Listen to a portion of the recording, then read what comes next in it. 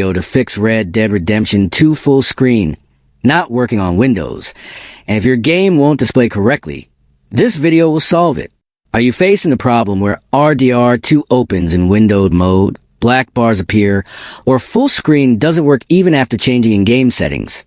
This usually happens because of outdated graphics drivers, corrupted game configuration files, or Windows display settings that conflict with the game. Most fixes on YouTube or social media are long, confusing, and full of steps that are hard to follow and often fail.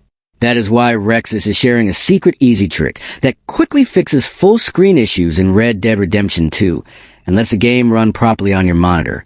This simple method works fast, stays safe, and ensures you can enjoy RDR2 in full screen without problems. If you want a full step-by-step tutorial showing exactly how to fix Red Dead Redemption 2 full screen, not working on Windows, comment below and tell Rexus, and you can finally play the game without display issues.